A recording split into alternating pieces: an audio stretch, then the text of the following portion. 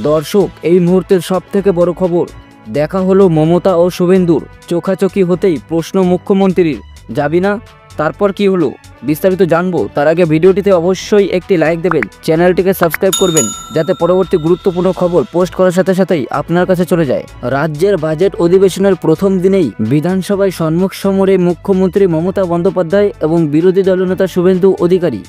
একসময় তৃণমূলের অন্যতম শীর্ষ নেতা ছিলেন শুভেন্দু, তবে আজ তিনি মমতার অন্যতম বড় রাজনৈতিক প্রতিদ্বন্দ্বী। সেই দুই হেভিওয়েট নেতা নেত্রীর মুখোমুখি হওয়ার মুহূর্তেই সৃষ্টি হলো রাজনৈতিক উত্তাপ।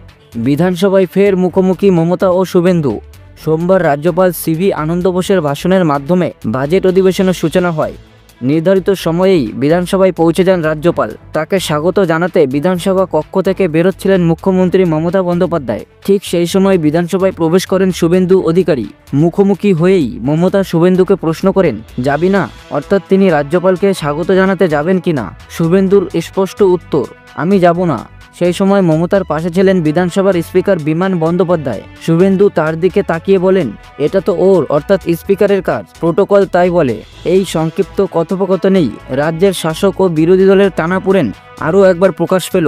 শুভেন্দুর বিস্ফোরক দাবি, রাজ্যপাল পরিবর্তিত ভাষণ পড়েছেন। বাজেট অধিবেশনে শুভেন্দু অধিকারী আরও একবার রাজ্য সরকারের বিরুদ্ধে বড় অভিযোগ আনলেন। তিনি দাবি করেন, রাজ্য যে ভাষণ লিখে দিয়েছিল তা রাজ্যপাল পড়েননি। তার বদলে রাজ্য নতুন করে ভাষণ লিখে দেয়, যা রাজ্যপাল পাঠ করেছেন। শুভেন্দুর মতে প্রথম ভাষণে কেন্দ্রের বিরুদ্ধে সমালোচনা ছিল, তাই তা বদলে ফেলা হয়। এটি প্রথমবার নয়, অতীতেও মমতা শুভেন্দুর মধ্যে একাধিকবার বাকযুদ্ধ হয়েছে। 2021 সালের বিধানসভা নির্বাচনে নন্দীগ্রামে শুভেন্দু অধিকারীকে হারাতে পারেননি মমতা বন্দ্যোপাধ্যায়। সেই থেকেই তাদের সম্পর্ক আরও তিক্ত হয়। বিধানসভায় একাধিকবার একে অপরকে আক্রমণ করেছেন দুজন। কিছুদিন আগেও মমতার ঘরে গিয়ে শুভেন্দু কথা বলেছিলেন। তবে দুই রাজনৈতিক প্রতিপক্ষের এই সাক্ষাৎ রাজনৈতিক মহলে আলোচনার জন্ম দেয়। বাজেট অধিবেশনের শুরুতেই বিধানসভায় নতুন করে মমতা শুভেন্দুর রাজনৈতিক লড়াই স্পষ্ট হয়ে উঠল। শুভেন্দুর দাবি, রাজ্যপালের ভাষণ বদলে দেওয়া হয়েছে।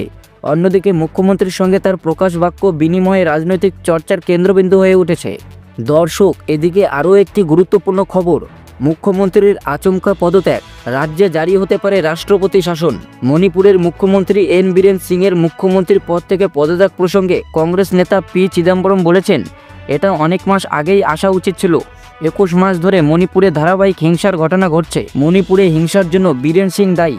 আমি এখন আশা করি মণিপুরে শান্তি ফিরে আসবে। যদি বিজেপি সেভাবে গ্রহণযোগ্য কোনো নেতাকে পরবর্তী মুখ্যমন্ত্রী হিসেবে নিয়ে আসতে না পারে, সেক্ষেত্রে রাষ্ট্রপতি শাসন জারি করা হতে পারে রাজ্যে।